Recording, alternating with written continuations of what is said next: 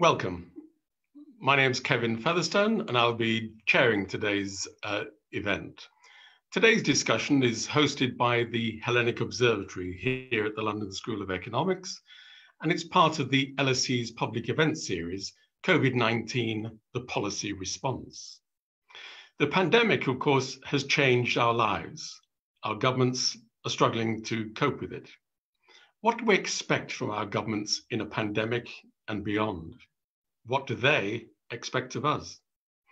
Governments across Europe seem to have adopted different strategies. Some went for early and strict lockdowns. Others relied more on the self-responsibility of its citizens.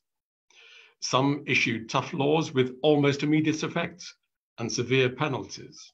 Others followed behavioral science on how to persuade their citizens to behave in the desired fashion. Almost all governments said they were following the signs. But what signs exactly? COVID-19 has many known unknowns and perhaps unknown unknowns also. And what actually had the primacy, politics or science? With the confusion of the pandemic strategies, are our expectations of government changing? Some governments appear to have had more success than others. Our understanding of government effectiveness and the quality of institutions across Europe seems to be challenged by how our national governments have actually performed. As we plan for the pandemic, our expectations of what governments should do also seem to be changing. Governments have cast aside fiscal discipline and are busy spending to reflate their economies. Keynes seems to be back in fashion, at least for the moment. We want our governments to act boldly, and the EU once again seems to be at a crossroads. Chancellor Merkel, President Macron, and the EU Commission propose a recovery fund. By contrast, the so-called frugal four of EU member states are attempting to halt such grandiose plans or to revise them significantly. So the pandemic is raising new questions about governance and citizenship, and we're here to consider how much of a change we might actually be living through. I'm delighted to welcome our expert panel with three distinguished speakers, and I'm pleased to say three friends. They can guide us through these complex questions as we look forward. Let me introduce them in the sequence that they will be speaking to us. Gerapetritis is Minister of State of the Hellenic Republic and Professor of Constitutional Law at the University of Athens. He's the author of a recent book with Oxford University Press on the new economic constitutionalism, exploring how economics had been elevated in our European governance before the pandemic, and we can consider the implications of EU governance going forward with him. Bo Rothstein is the August Roos Chair in Political Science at the University of Gothenburg, previously at the University of Oxford. He is very well known for his studies on the quality of governance, how the quality of domestic institutions matters for policy delivery. Last but certainly not least, Amy Verdun is Professor in European Politics and Political Economy at Leiden University in the Netherlands. She's a leading scholar on the politics of the European Union and indeed on governance in the Eurozone. Recently, she has written about how the EU is responding to the COVID-19 pandemic. I'm going to invite each of our panelists to start off with short Kickstart presentations. We'll then have a discussion and I'll open the floor to a Q&A. So do please send us your questions. You can do this by using the Q&A facility at the bottom of your Zoom screens. Please tell us who you are, and why not tell us where you're asking your questions from, where you are, who you are and where you are. We'd be interested to know. On Facebook, if you're watching through Facebook, you can send us your questions as comments and they will be relayed to me. We'd also like to invite your comments via Twitter, and the suggested hashtag is hashtag LSE COVID-19. Today's discussion will be recorded and we hope to make it available as a podcast to be downloaded shortly. So let's begin. Greece seems to have managed the crisis very well. Gerapetritis is at the center of the Greek government. So, George, I wonder if you could tell us why you think you've been successful and what you think the legacies of your successful management might be. George. Thank you, Kevin. It's a great pleasure and honor to be here with you today to share my opinion with you, with the distinguished members of the panel. And I'm always delighted to be among my friends with the Hellenic Observatory of the LSE. So I think there are three grounds why the Greek government managed to successfully handle the tremendous crisis that has erupted over the pandemic. The first is cognitive adherence, the second is social cohesion, and the third is the institutional aspect, which is the smart state. First of all, cognitive adherence. The truth is that the main policy choice that the government made was to attribute health the overriding value over the crisis. So in response to what comes first over the pandemic, the response of the Greek government was human life at the expense of other stakes, including the financial aspect. Indeed, there has been a huge problem with the financial situation in Greece and elsewhere. Yet it was our firm belief from the first instance that we need, first of all, to safeguard people and their lives. After having established this, we introduced a wide committee of all the epidemiologists in Greece. So 28 professors of all Greek universities, which were focusing on the pandemic aspect. And then we strictly adhered by their guidance throughout the 4 months of the health crisis. So essentially what we did was, first of all, to strictly follow the recommendation concerning the restrictive measures upon the citizens. That's why we had a very early reaction to the pandemic. We had an early shutdown of schools, of the markets, essentially of the most aspects of financial and social life. And eventually we had an early lockdown of the society. At the same time, we started relatively early to strengthen the health system, the public health system in Greece, which the truth is was not at its best in the beginning of the crisis. That concerned both the medical supplies and the upgrade of the health services, especially the intense health care units, because essentially it was the intense health care system that mattered in the phase of the crisis. This early move was absolutely essential because in the course of the crisis, it became extremely difficult to actually come up with health supplies because there was a huge competition for the same material. And there was not only an entrepreneurial fight, but also a huge diplomatic war concerning those materials.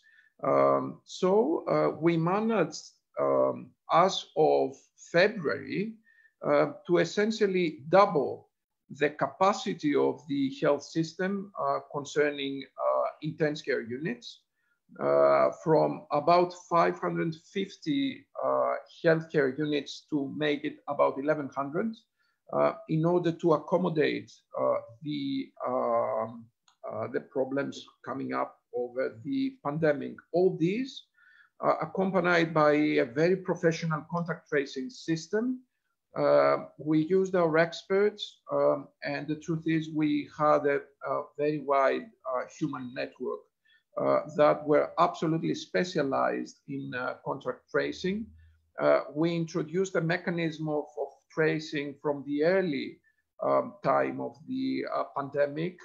The truth is that as early, the earliest the contact tracing system operates, the better it is for the state to try and curb the pandemic. So a very professional and well-trained contact tracing system.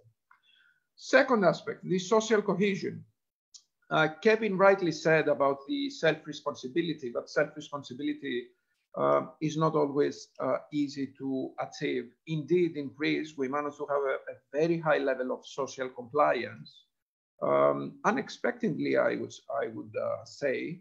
I think this was mostly because of the very wide publicity we made concerning the dangers of the pandemic and the measures that ought to have been taken in order to treat the pandemic. But on the other hand, what was really essential, I think, was that we had a daily press conference at a set time, 6 o'clock in the afternoon. We had a press conference with our chief epidemiologist and our chief politician concerning the civil protection. Indeed, it was very interesting also as a political experiment because we had a tremendous success concerning this broadcasting. More than 50% of the Greek population were on their TVs at the time of this screening. Everybody was expecting to watch this conference, this press conference, and everybody was actually discussing about this. It was a presentation of the daily data concerning the pandemic, but also every single day there was a Q&A coming not only from the press, but also from the citizens. And there was a special topic daily concerning a particular aspect of the pandemic. On the top of this, we had regular announcements made by the Prime Minister himself. The truth is that the Prime Minister took over to communicate the message, both in terms of self-responsibility and in terms of the state activity. So the Prime Minister was always there, and according to all data, that was a major aspect of the success. Further, concerning the social cohesion issue, I have to stress the point that there was a tremendous collaboration between the state and the private actors. There were huge state-private partnerships that came not only from the medical market. Essentially what happened was under a state umbrella, both private and public medical healthcare systems were introduced. So we had a single unit to provide health in Greece. And on the top of this, we had a tremendous level of donations. We managed to mobilize not only the wealthy people and institutions of Greece, but we made a worldwide campaign of Greeks all around the world. And eventually we had an amazing 100 million euros of private donations, especially for the treatment of the pandemic. Finally, last but not least, the state reaction, the smart state. The truth is that as soon as the new government took over in July 19, the first law that was passed from the parliament, Kevin has a wide knowledge of this, the first law concerned a new form of government, which we call an executive smart state governance.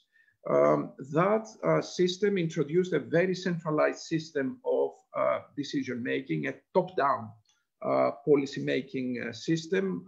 We introduced at our very early stages a central digital system of surveillance and coordination of the governmental action.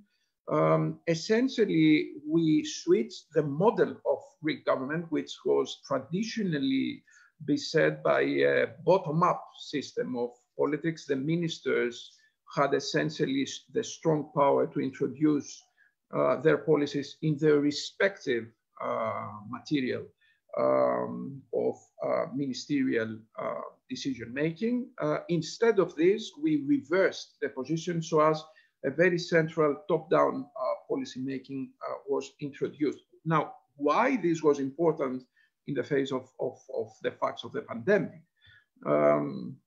It was absolutely essential to have a very strong central coordination. Over the 4 months of the pandemic, we introduced 7 legislative decrees by the government in order to give the legal foundation to what we did in order to treat the pandemic, and also about 500 ministerial decisions.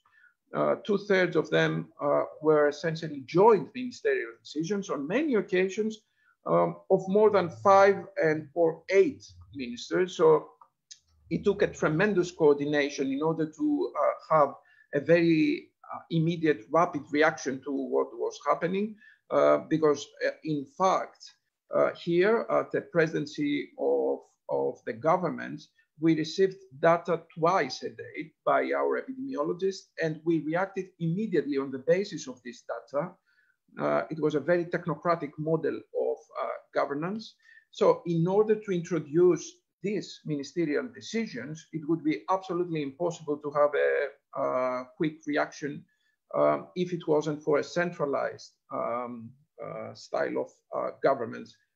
Average of 4 joint ministerial decisions on any aspect, financial, social, medical, of the pandemic were introduced over the crisis. And finally, in the course of the smart state, we placed huge emphasis on our digital transformation. As you probably know, Greece was not famous for the digital performance, yet we managed to introduce a series of digital tools that were essentially in our political agenda for the next year. We managed to introduce them as early as March and April. That was of huge importance for the success of the experiment, because in this way we managed to secure social distancing, because what happened was that education was provided digitally and distantly throughout the pandemic. The schools operated promptly and throughout the crisis distantly through teleconferences and real-time teaching. Administrative services were essentially provided distantly as well. And of course, we had a very unique success in introducing the system of exceptional circulation in the cities. As you probably know, after the lockdown, there was an overall prohibition in principle to circulate freely in the cities. There were only specific grounds upon which one could actually circulate. In order for anyone to be out of the house, they needed to send an SMS to a central digital mechanism in Greece and to indicate the personal data, the address, the destination, place, and the ground why they were moving.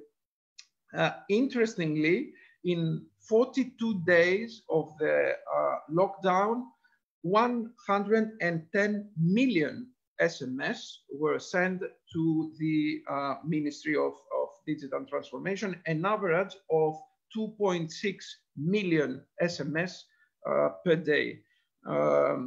Further, we replaced the physical interaction of citizens with the state with new electronic digital modules. For example, we introduced a system of medical prescriptions that were set digitally.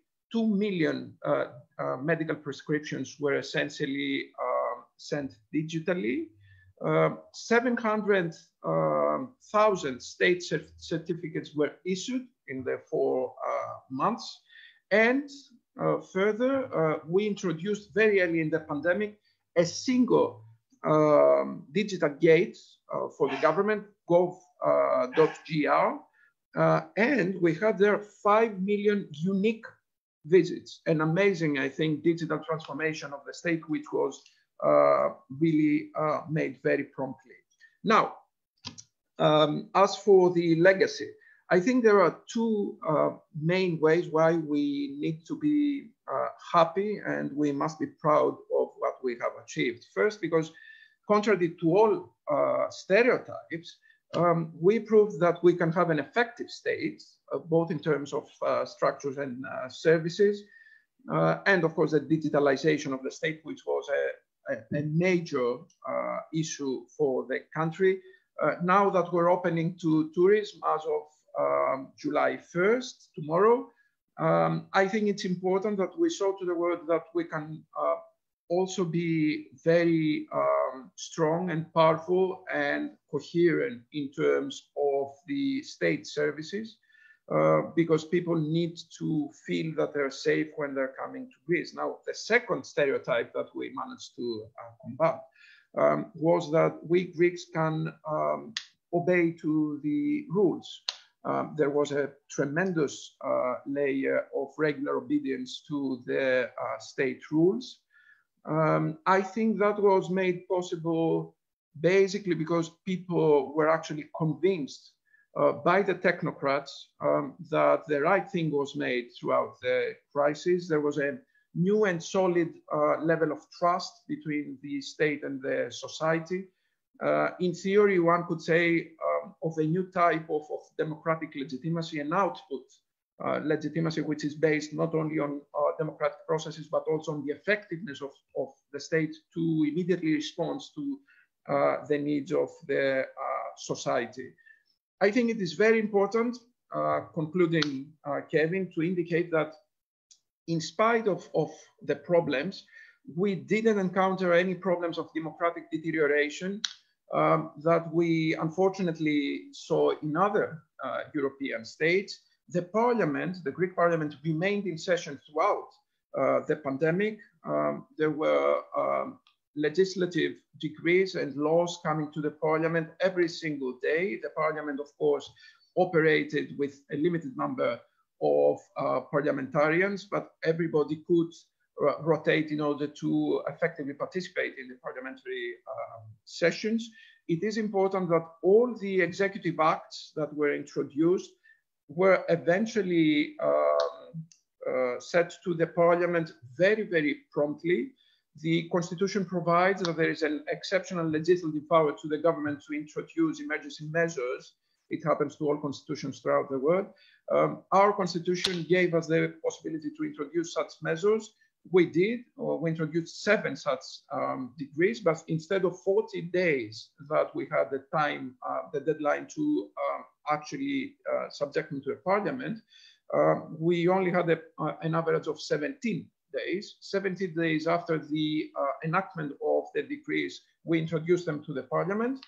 And although the constitution provides for a 4-month period in order to actually have them passed by the parliament, we managed an amazing 11 days of passage through the parliament of all these decrees. So respecting the rule of law, and respecting the parliamentary democracy now allow us to speak of a legacy that is essentially beset by a new type of modern digital governance, a governance that is not only based on the fiscal discipline that we proved to be quite efficient in the last 10 years, but also on a new type of social understanding based on the obedience and the conviction that both politicians and technocrats can work together in order to produce maximum results. Thank you, Kevin. Thank you, George, very much indeed. That's very clear and very informative. So we have a case here in which perhaps traditionally there is certain stereotypes about how government operates in Greece, how citizens relate to power. But we have a case here which has clearly been very successful. The smart state notion, with innovations digitally and communications that are being watched by 50% of Greeks every night.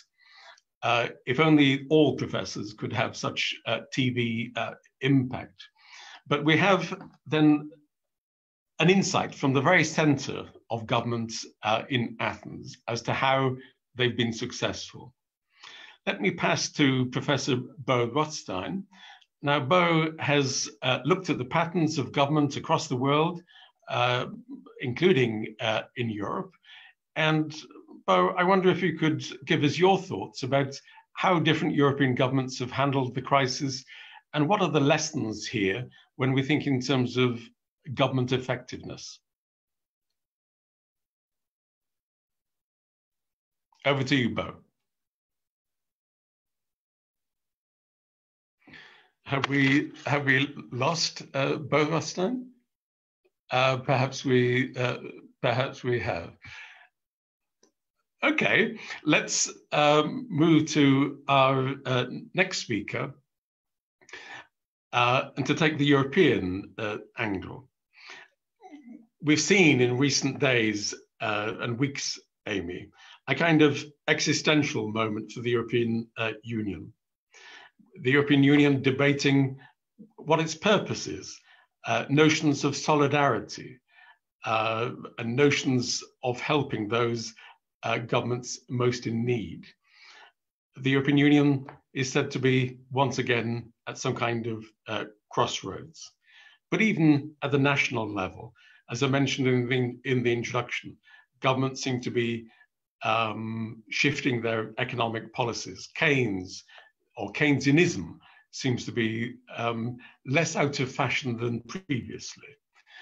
Amy, I wonder if you'd like to give us your thoughts as to what kind of changes we might be living through in terms of governance, national and European.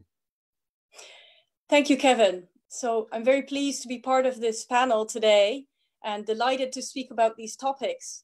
And I was listening to our previous speaker and thinking about my experience in the Netherlands. Kevin has asked me to speak about the EU component, which I will do. But if in the question and answer, there seems to be a good reason to juxtapose the Greek and the Dutch situation, I would be very happy to speak to that too.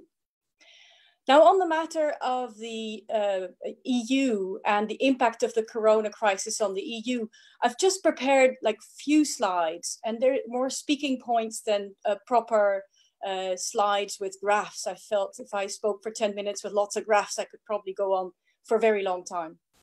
But what I have in my first slide is to speak a bit about the question that was asked to me. Will the pandemic have lasting impact on what European publics expect of their governments? And in this context, I took the trouble to look a little bit at the Eurobarometer. The European Parliament has been putting out Eurobarometer statistics weekly about the way that citizens across the EU perceive their governments.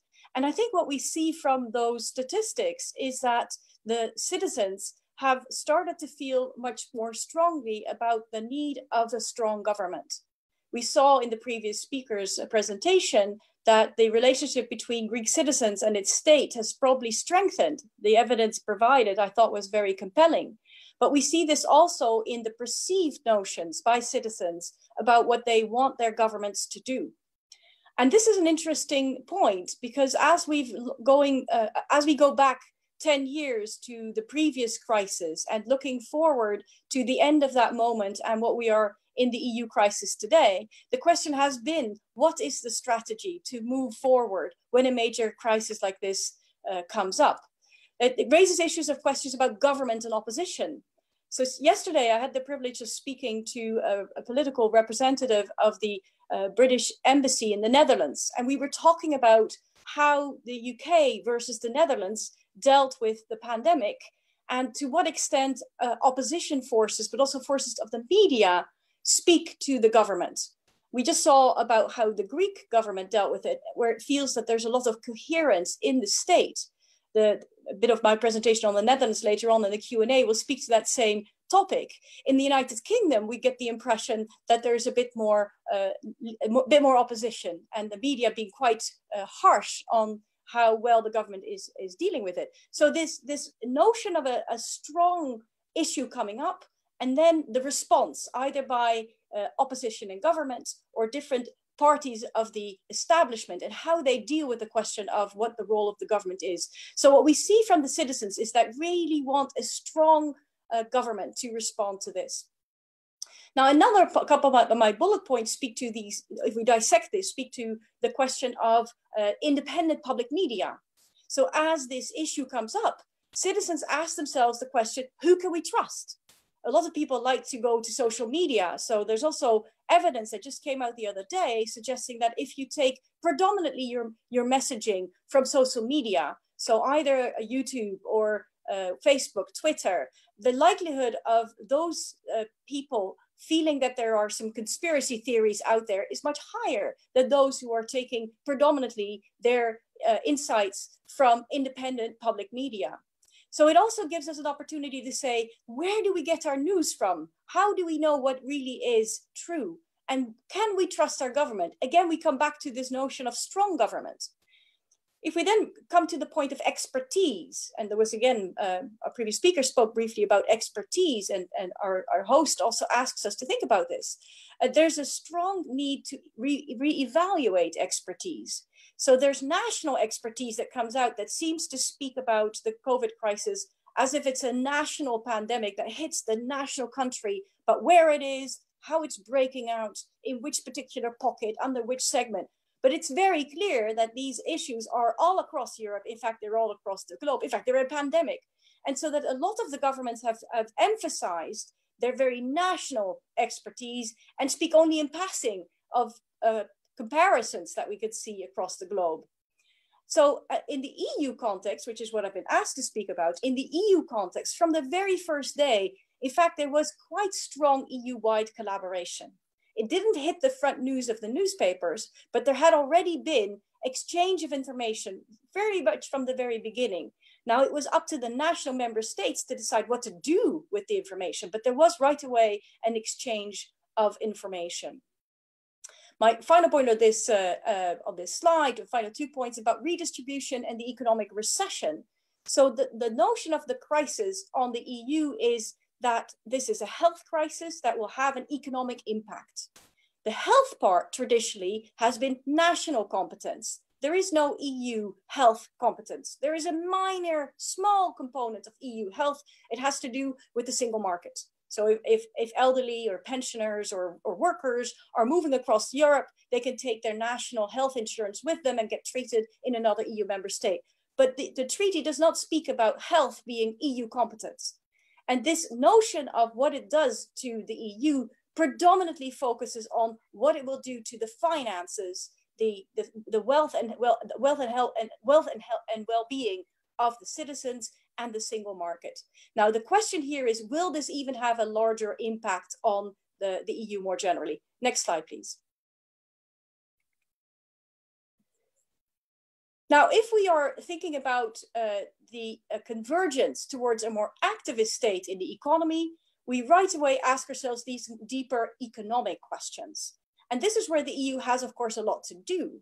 So in our clear EU governance concepts that the EU is involved in, we've been focusing over the last maybe 20, 30 years about trying to find the right balance between, on the one hand, market-oriented coordination, and on the other hand, some form of state intervention. Now, the EU, with its single market program, has sought to move away from state aids and special treatment of large industry or special groups, and in favor of a level playing field. But what we're seeing here at this point in a lot of EU member states is the question of what are core industries that may need to be protected? Are there icons of industry or groups in society that need to be protected? And this seems to be an issue all across EU member states. There's another trend that has been coming up over the last, particularly 10, 15 years that people are severely worried about, is the widening of the gap between rich and poor. And so put those two things together, and the citizens are wondering to which extent maybe the EU has led to a bigger difference between rich and poor, and moving away from what people like George Ross and Andrew Martin have called the European social model, the model of society within the context of economic and monetary union.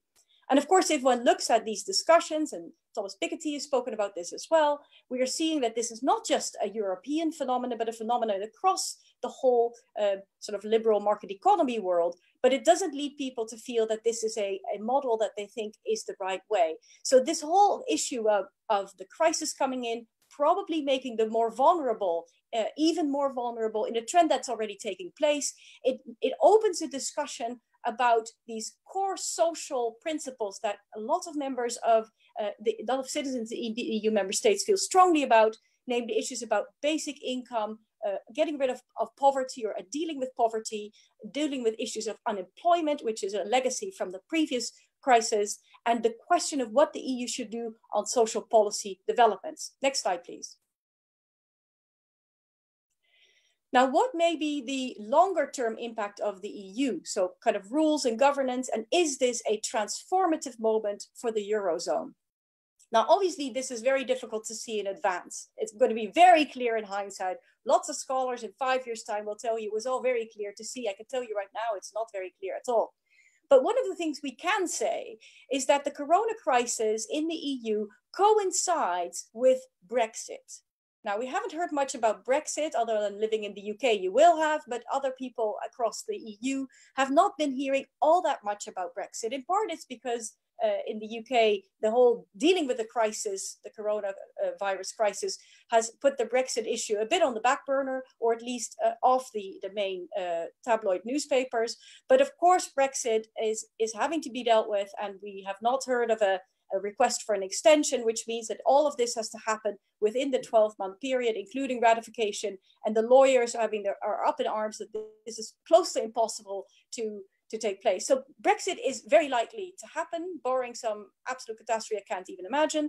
And if it happens, it is very possible that it will look more like a sort of equivalent of a hard Brexit than a sort of very well managed process. So Brexit is out there and really having an impact on what the EU is all about, the relationship with the UK, and restructuring within the EU what it is all about to be the EU without the UK. And this is a very important issue when it comes down to these questions that I was just raising. So we have an opportunity here to make a big step forwards towards more solidarity. Now, with the UK out and the question of more solidarity, this could very well be a make or break moment. Is the EU going to step up to the plate? The UK, which is one of the member states that traditionally had been more critical about more social policy or a stronger involvement of redistribution of the EU. So this is a moment where this could happen. So we see, in a sense, a renewed European integration spirit. And Kevin Featherstone already mentioned this at the very outset, a proposal supported by Merkel and Macron on a recovery fund for the EU, which would put a lot of money into the hands of those who need it in either the form of grants and loans. And the discussion between Merkel, Macron, and the Frugal Four is about exactly under what conditions and how do we get there. Next slide, please. So if we think about all of this together, I would argue that we are indeed at an important turning point. And if it is taken in a proper way that gives a lot of the citizens of the EU a sense of feeling of belonging, that their issues have been dealt with, that the member states across the EU feel that the EU is looking out for their interests, then this could very well be a turning point in the EU's development. We may see a move from a more easy negative integration component to a more positive integration component with more state activism and more a stronger role for the EU for coordination and possibly also redistribution. As I mentioned already before, there was in fact quite a bit of EU involvement in crisis management, not necessarily at the front burner, but we'll see maybe this happening a bit more also as we see research on this topic. We also see the start of a post-UK EU, and so having this really large crisis coincide with this moment where the EU has to rethink what it's all about, given the departure of the UK, offers an opportunity for the EU to reinvent itself. So the importance of collaboration in areas of pandemics, health, and expertise will also further be integrated into what the EU is all about. Next slide, please. Okay, that's my final slide. Thank you for your attention. I've put two recent publications of mine up here. Anyone who's seeing this on their podcast can hold it still and click on that if they so wish. Otherwise, I give the floor back to Professor Featherstone, and thank you for the opportunity for speaking here today. Thank you, Amy. That's a very nice compliment to what we've heard from George.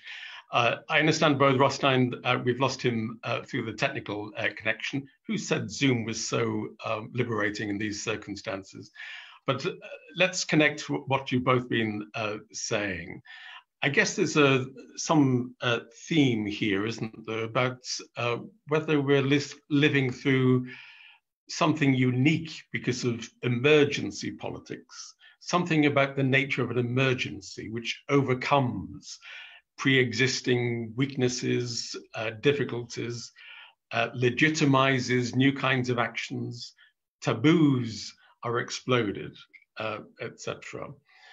Picking up a theme that I think you're both very familiar with in your own work, I wonder whether the pandemic, in encouraging people to think more in terms of experts, science, a kind of cognitive legitimation, as it were.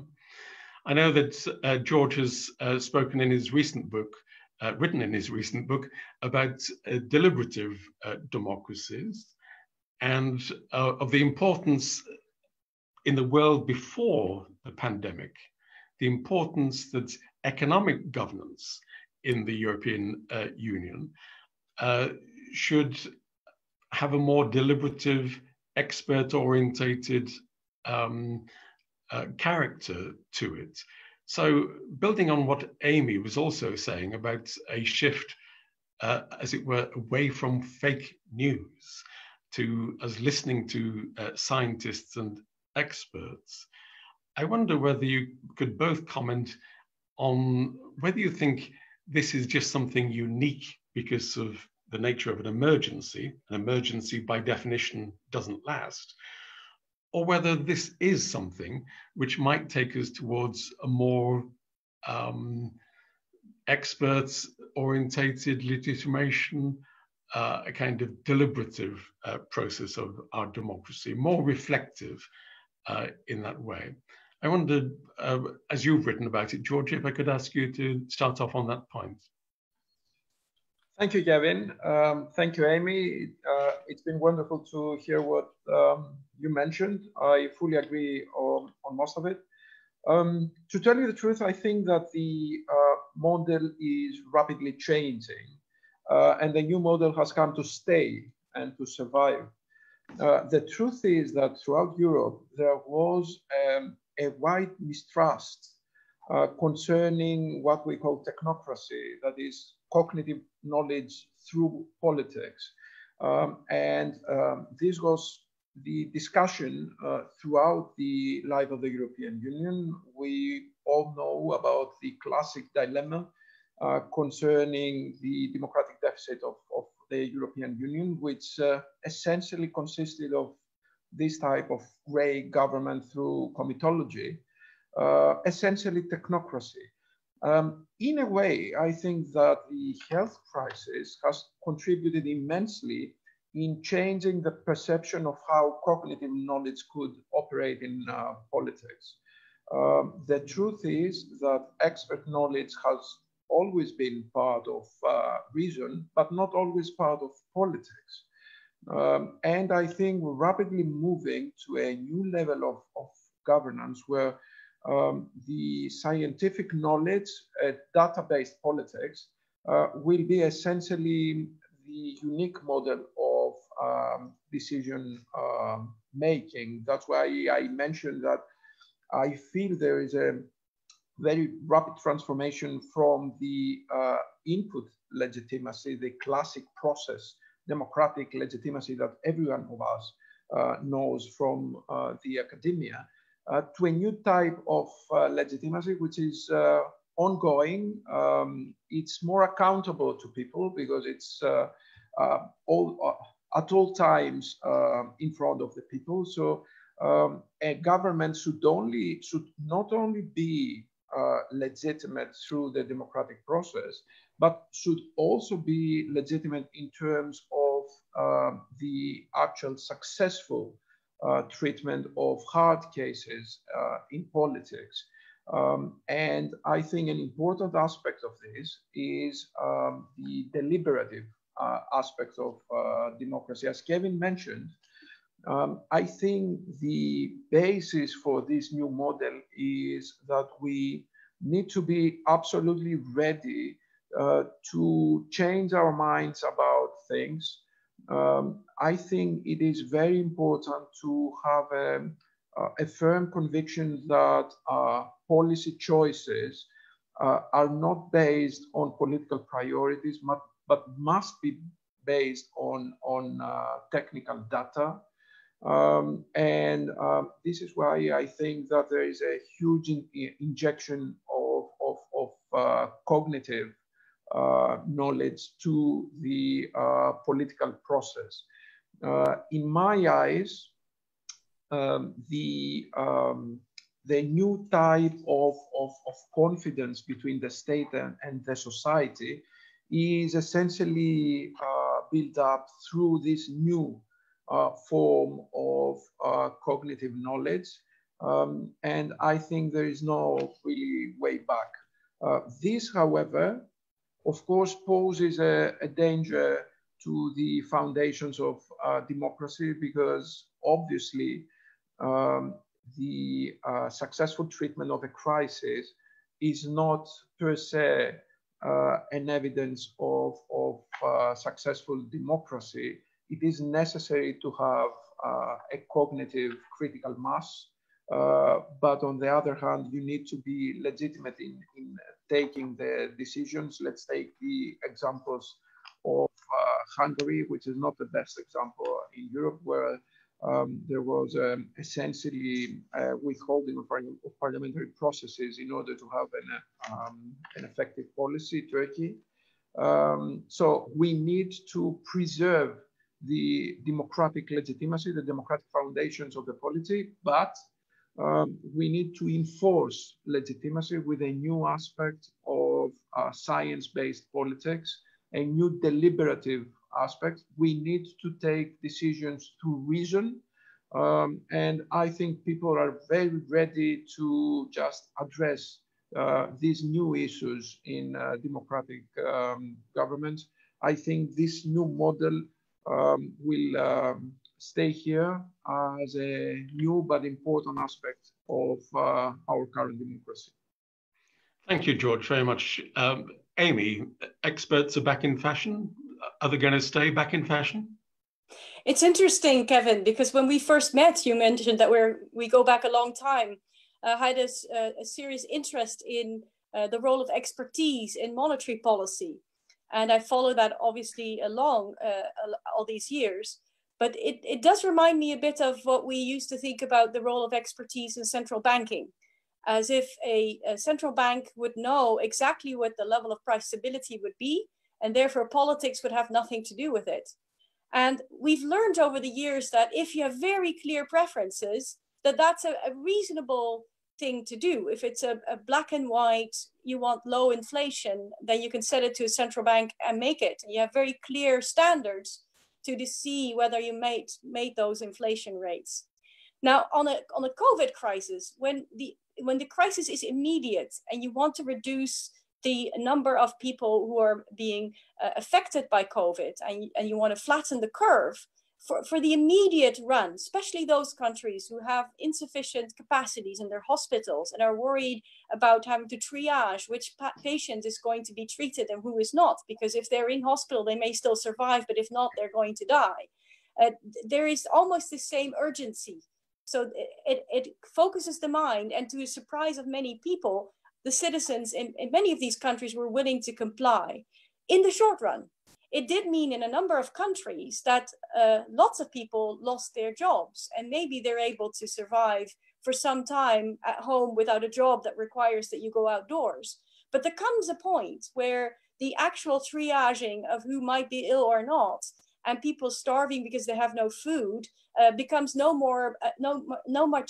as much a black and white issue where you could decide on a certain percentage, but where you have to make real trade-offs about whose livelihood is more important than somebody else's livelihood. Now, in the immediate crisis, that seems to have been put to the side. And a lot of these advanced economies had sufficiently strong governments with sufficiently strong budgets and possibly the help of the EU down the road to help them out in that immediate crisis. But there will come this very difficult moment where the economic crisis that is coming up, where the answers may not be so black and white, where very difficult questions will have to be made that are profoundly political.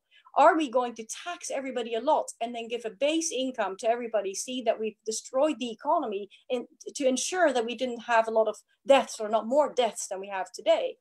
And of course, there is a profound difference between the young and the old. This particular pandemic hits those people 50 and up much more severely than it does those under 50. And those between 20 and 0, in fact, or between 18 and 0, can't vote. And they are not particularly informed about the very strong correlations between reducing our economic activity and how that might affect some people in precarious work. So there comes a point where, in fact, even though we are relying on experts, and I think that has been a wonderful thing, the larger societal issues, I fear, are quite complicated and require, at the end of the day, a political decision. So the role of experts in many of these countries recently have been predominantly people who are experts in the virus and how the virus will spread and what it will do if you're like 1.5 meters, 2 meters, or what kind of surface, and does it spread over the air, and if you've been infected and you have protection, will you be protected again? These kinds of questions, which are incredibly important. But this next level of problems that the COVID lockdown in various forms has led to, I think is something that will require, if we are going to go along the lines of experts, we will need to include people who are representing the economics discipline, political scientists, sociologists, educational experts, so that we think about the cost to society of having these particular measures and what happens down the road. Thanks, Amy, very much. Let's go to some of the questions which are coming in, which are great questions, and pick up some of the themes that have just been mentioned. We have Victoria from Oklahoma watching us, and she asked the question, what can the EU do about member states that have responded to the crisis in ways that actually decrease democratic deliberation? What should the EU do in such cases? And you've both written very profoundly about governance at the European Union level. But I wonder what you think the European Union should do when we have the mother of all crises, when some EU member states seem to be shifting away from established democratic processes, democratic norms, etc. Should we just tolerate that and wait for a better tomorrow, wait for things to come right next time? Or should the European Union act in order to uphold certain democratic norms across our member states? George, do you want to comment on that? No, that's not a very difficult question when it is addressed to a constitutional lawyer. By all means, we need to preserve democracy on an EU level. I think, from one viewpoint, the pandemic has also been a motive for some to take advantage and profit from this in order to establish a more authoritarian process of decision making in their respective countries. It is indeed, it comes as a collateral to the crisis that the power converges to a certain core of government. So it is always a danger. Yet I think the European Union has the institutional tools to actually address this pathology. We all know that there has been an initiation of the rule of law process of Article 7 of the treaty in order to address some issues of intervention of the executive to the judiciary. This sort of democratic deterioration cannot be tolerated in Europe. In Europe, we do have two fundamental keys, which are, in fact, the most important layer of protection for the European citizens. First, it is democracy. We do respect democracy and we know how to address issues of authoritarian regimes. And the second is that we place the humans in the forefront of any policy making. This is our motto. And I think we need to preserve both of these mainstays.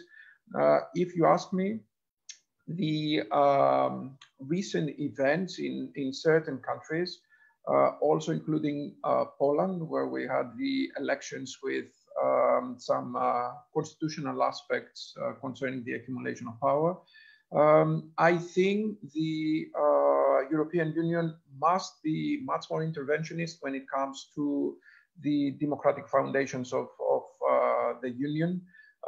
And I think the Union needs to trigger the institutional vehicles in order to safeguard the critical mass of democratic processes and the rule of law. We need to understand that solidarity and sustainability are both extremely important for the well-being of the Union, but we cannot survive without democracy and the rule of law. And I feel that most of the European people would be very willing to accept a more interventionist role of the European Union in this respect. Thank you, George, very much indeed. Amy, I wonder if we could link that question to a second, which is from Iva in Bulgaria. What conditions should or can the European Union attach to financial support from its putative recovery fund when helping states with higher corruption levels in order to ensure that aid is not misused or misplaced? So there's two questions for you here. I wonder if you could link them for us, please. Yes, well, thank you very much for the questions. Following up on the last question, I won't repeat what George said, but one of the things that I often wondered about is when we were going through the process of writing the constitutional treaty for the EU, there were a lot of experiments with speaking to citizens through focus groups and workshops and reaching out to what people felt. And that was a whole period that led to a document that eventually was put to the side, but parts of it became the Lisbon Treaty.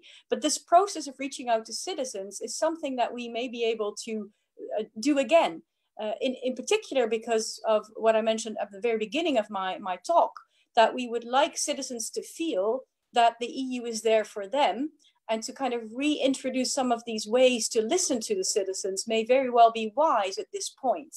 Now, one of our citizens from Bulgaria, in a sense, is asking us such a question.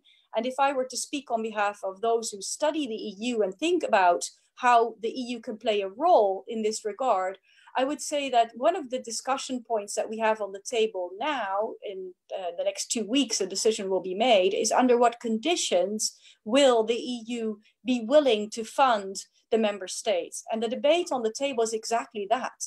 Should grants be made available that don't have to be paid back?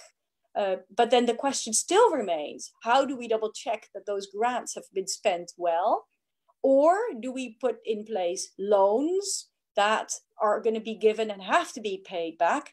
And again, the question becomes, will there be any strings attached? Will there be a requirement for member states to improve, for example, on how they generate their own income, or are they going to do something about restructuring their economy, which is usually a way of saying cutting on some of the expenses, or being able to draw in more tax money.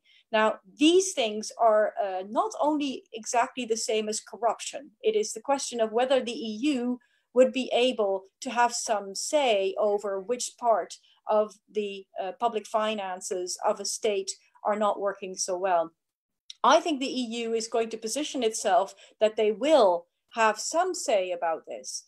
Because if we connect it up with the comment that George made about Poland and Hungary, there's a lot of concern that maybe the Hungarian government has taken from the EU structural funds monies for their own enrichment, to put it this way, and that the EU effectively has been funding a government that has turned around and then not respected the rule of law as per the EU principles. So I think this is a very important point that needs to be in such a package, that we are absolutely sure that the citizens can be rest assured that the money is not going to go in the hands of those who didn't deserve it.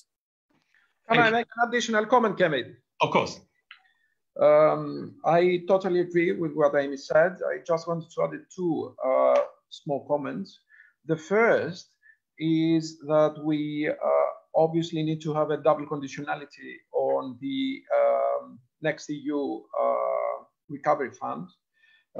I think the first conditionality should be the treatment of the fund in a way that secures an open government, transparency, and good use of public funds.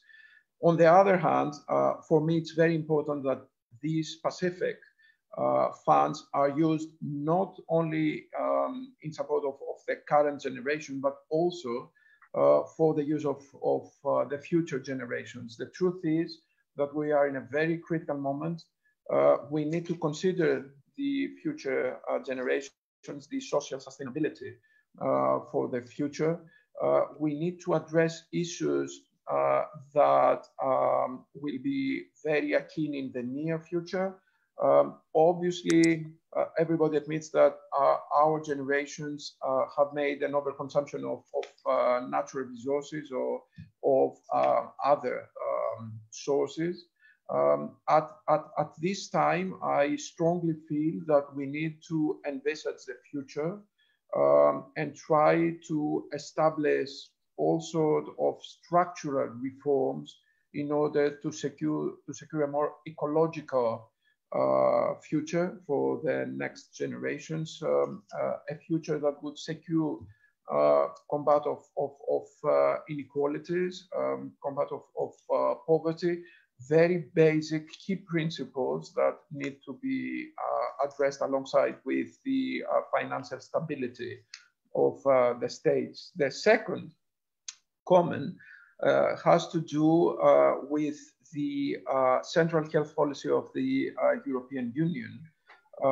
The funds and the way these funds are going to be treated by the member states is important, but also we need to consider the medical aspects of the situation.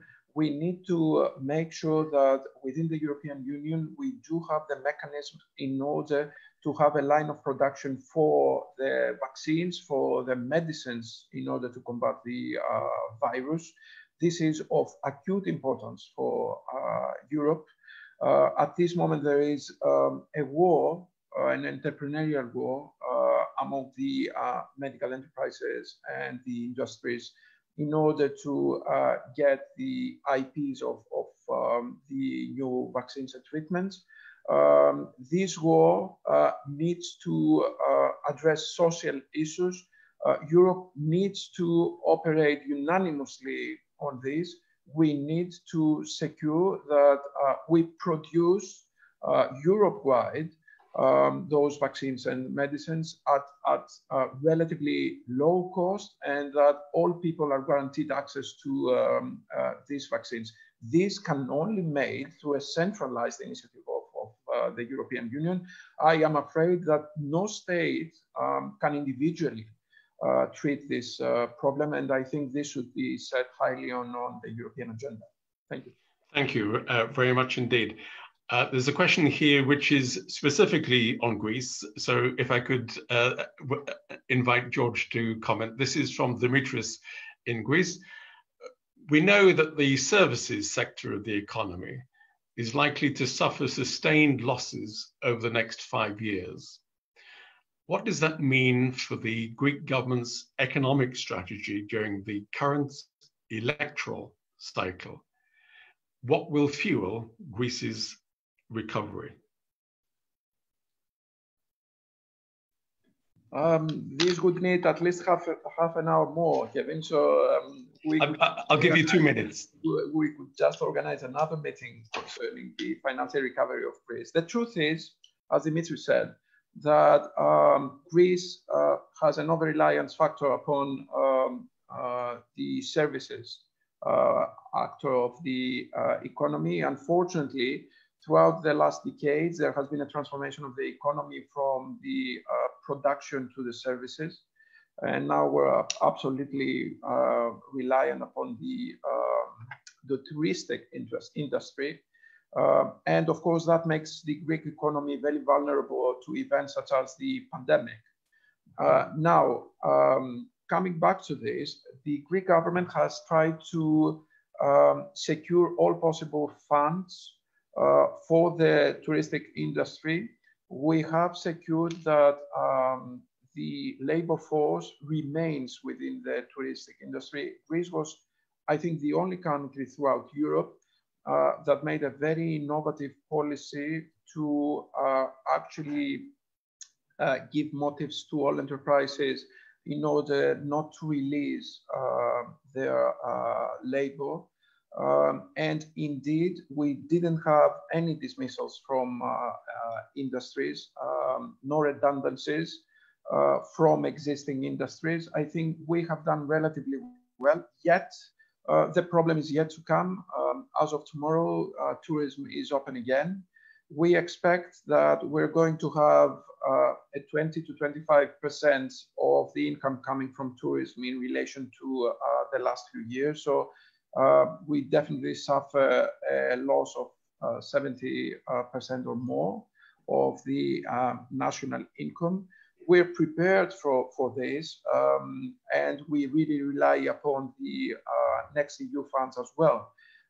But I think this is the moment to actually start discussing about changing the actual mixture of the Greek economy structurally, just to revisit the situation, to see whether we should just orient the resources towards another model of economy in Greece. I think we should definitely make an effort to try and moderate reliance upon the services. The government has decided to address this issue, and we have mandated a committee of experts, which is led by Nobel laureate Featherstone, to come up with a new financial scheme for the country. Now that we expect to have adequate funds in order to reorganize structurally the Greek economy. And we're very positive that by mid-October, and I say mid-October because this is the deadline to submit the national proposals for the recovery fund, we will have an overall holistic strategy concerning the Greek economy in order not only to make people more comfortable with their financial destinies, but also to intervene in a more productive and long-term way in the Greek economy and actually change the orientation towards a more reliable and viable mixture of economy. Thank you very much. Let me take the opportunity to saying that Professor Christopher Pissarides is not only a Nobel Prize winner in economics, he's also professor at the London School of Economics. There's a question specifically on the Netherlands, Amy. how has the Netherlands responded to solidarity in the European Union in the context of the Recovery Fund?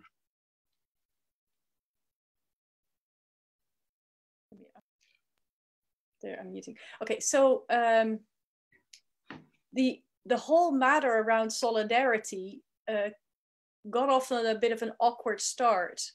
The Netherlands as such felt solidarity to other member states, particularly those who were heavily affected in the early stage. But when those first discussions were being held about Eurobonds, the way the Dutch Minister of Finance and Prime Minister discussed these matters in the European context did not receive the welcome that they had expected.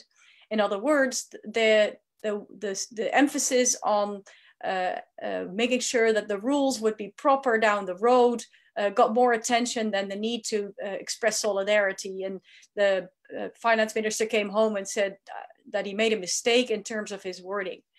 I think the Netherlands has, from the very beginning, felt the need to be a strong supporter of European integration and the solidarity to member states in need.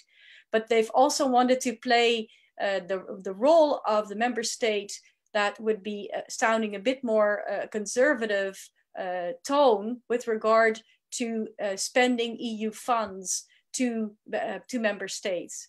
So solidarity as such isn't really the point that has been compromised, but the circumstances under which the Netherlands would want to support transfer funds. Now, some of this may be difficult to understand if you're not looking at Dutch politics, the internal domestic circumstances that are taking place.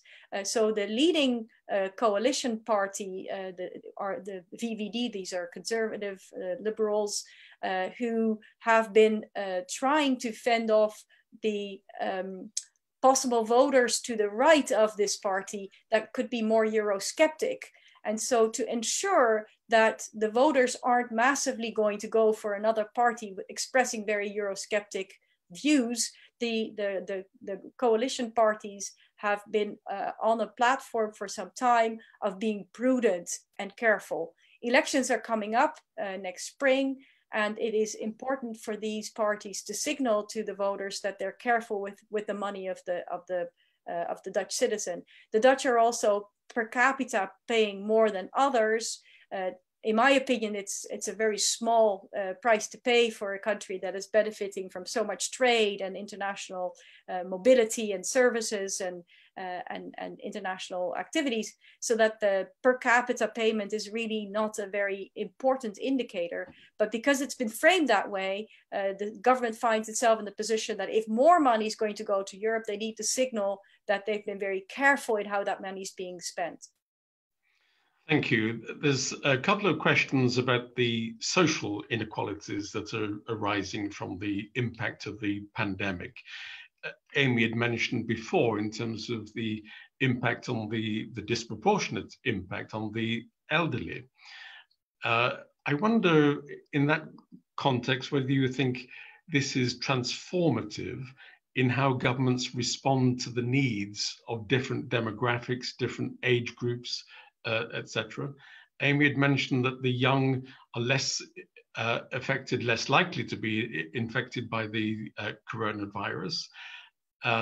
And George has mentioned about the need to remodel our economies for future generations.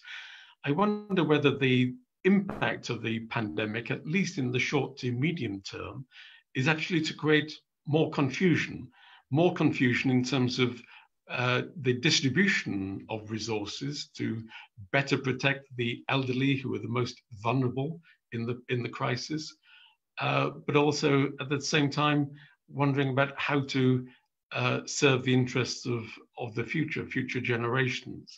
I wonder, Amy, if we could come back to you and start in reverse order, please. Yeah, I think this is a very difficult question. If you think about this as an EU problem, we're back to the EU not having competence in this area. It's a big redistribution question, and the EU's budget is relatively small. It's 1% of all of the money that the EU collectively makes. So it's a very small budget to redistribute. Of course, there are already social funds and unemployment funds that can be used for EU distribution, and some of that can be redirected towards the needs of youth for long-term employment. But most of these initiatives will remain national, and so one would need to focus either on coordination of member states, trying to encourage each of these member states to do this if insofar as the EU is concerned.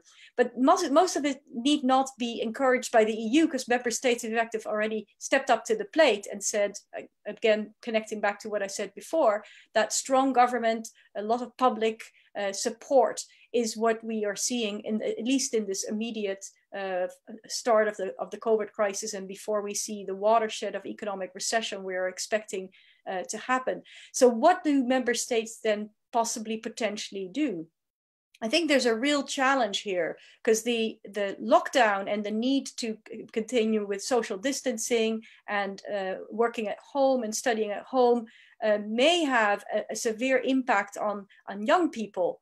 And we're not clear how this impacts. And I think our colleague George was talking about the digitization of Greece, and I was amazed and wondering the details of this, in particular insofar as education for children is concerned, because these children are at home being together with their parents, who are also having to try to work insofar as they're able to do that, and it is very difficult for youth to be able to remain focused and motivated, particularly with educators who haven't had the training to be suddenly a distance educator.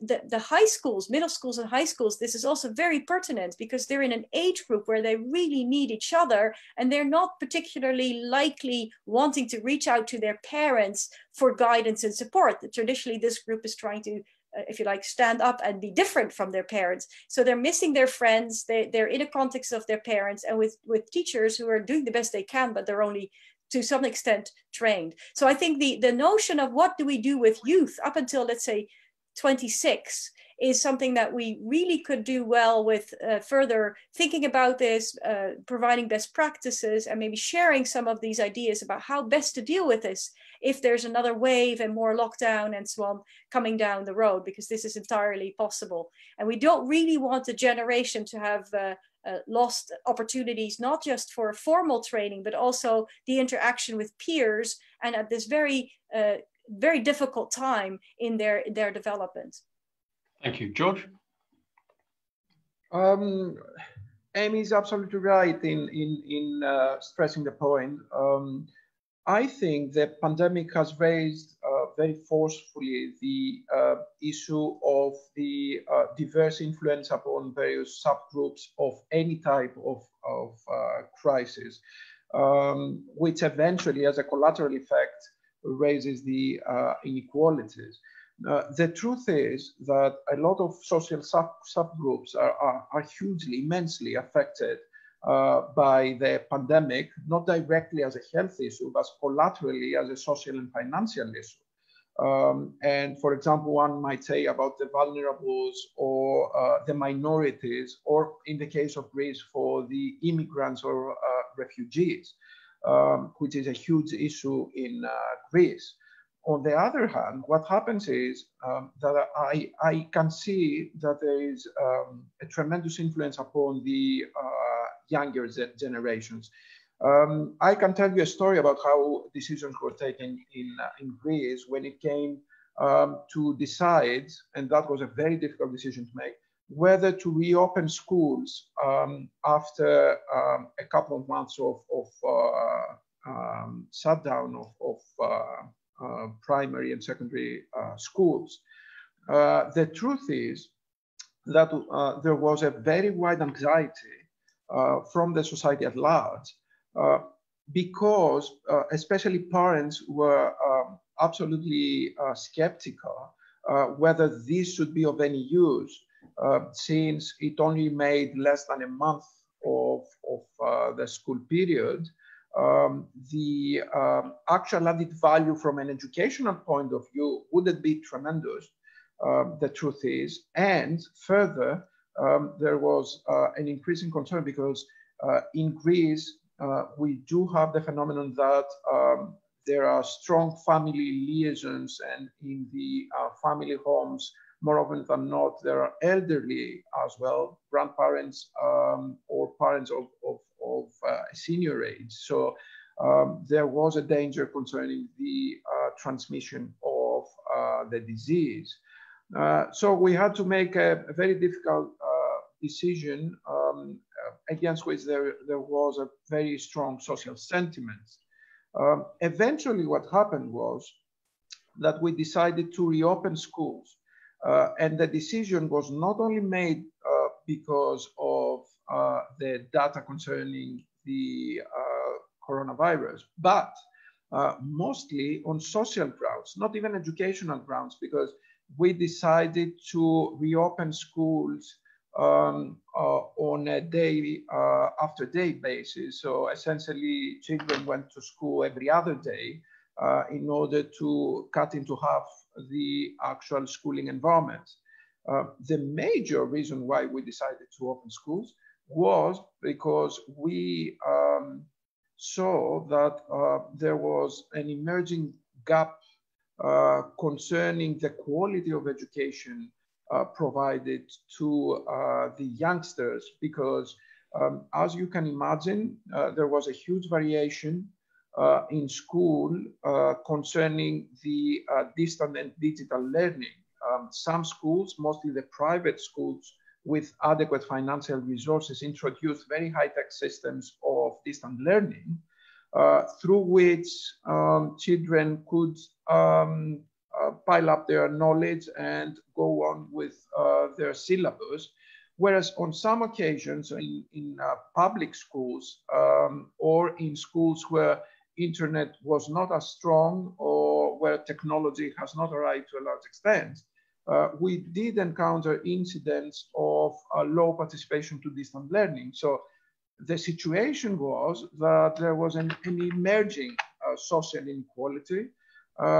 We thought that this was unacceptable, and we had to take the risk to reopen schools in order to mitigate this phenomenon. But the truth is that the more the pandemic goes on, all the collaterals contribute negatively to social inequalities, and we need to come up with a cohesive strategy in order to reverse this trend in all ages and in all layers of society. Thank you very much. We're going to run out of time, so I can see before me many questions, and I know I'm going to be criticized for not selecting so many of these. There's a question here from Keith Raffan, who is a former member of Parliament in the UK. And it's, I think it can be to both of you, but it's addressed, first of all, to George. Quote, in view of Greece's successful handling of the pandemic, where, in your personal opinion, do you think that the British government went wrong? If you could just answer in about 1 minute, both of you, please. To tell you the truth, I have the feeling that the Greek government underestimated the actual danger posed by the pandemic. I think mostly it relied on a political choice that life, both in terms of society and in terms of the market, has to go on. And this is why there was a delay in taking some radical decisions. So the truth is that in Greece, we never questioned the dominance of human life. So this was something that was not negotiable. So from a very early stage, okay, we took this responsibility and we were accountable to this. Thank you. Amy, yes. I wonder if you want to... I think the United Kingdom was also a little bit unlucky in that when they realized that these strategies about sort of herd immunity were not working as well as some had anticipated, or that they thought that that could be acceptable, it took a bit of time to make those decisions. Of course, you had a prime minister who was also in hospital for this, so it led also at a bit of slowness at the top. It's easy to say in hindsight, you know, somebody was wrong, another person was right. The strategies that were before governments were very difficult, and often it meant a quick either U-turn or adjustment, and then trying to convince the citizens that they will need to take all these steps, and to make sure you find the strategy for your citizens to do what you think is recommendable sometimes takes a little bit longer. I think the UK also had a lot of people who just needed a bit more time to adjust to the fact that this was going to dramatically change what they were all about. And the UK's had a really hard time. I mean, very few people will deny that the Brits had probably the hardest political 3 years going into this crisis as far as Britain is concerned. Greece had its own hard time, but it was just a few years before. So I would say to some extent, the UK was also a little bit unlucky having to deal with this at this time. We were very well trained to this, Kevin, because we had 10 years of financial misread, so apparently we were very well practiced for this. All right. Yes, I take that. That's a serious point. Indeed, I was just about to be more humorous by finishing with Amy's generosity that the British have been very unlucky. Let me point out that outside, I'm watching here pouring rain as well. We know what unlucky is when it comes to weather in the UK. But your final comments have actually underscored one of the other points which one of our participants mentioned, that there isn't the science. There's a question of interpreting different types of scientific evidence, behavioral, epidemiology, etc. And the job of government is to try to reconcile conflicting advice. So let me, first of all, thank all of our participants for your questions. And again, I apologize for not being able to take more of them. They were coming thick and fast from many different countries, and I appreciate that. But also your questions are testimony to the quality of the comments and insights that we've had from our two distinguished professors, Yorgos Gerapetritis and Professor Amy Verdun from Leiden University in the Netherlands. I regret that Beau Rothstein wasn't able to stay with us for technical reasons. I'm sure we can invite him on a future occasion. But for now, for the Zoom, thank you for joining us for this COVID-19 LSE program. You can find more information about the COVID-19 events of the LSE on our website. And in particular, you can also find more information about the events on Greece through the Hellenic Observatory website at the LSE. I can see a number of people have asked questions from Greece, so there must be a lot of interest in the Hellenic Observatory also. So to all of you, thank you for joining us, and we hope you can join us on a future occasion. Many thanks indeed. Goodbye.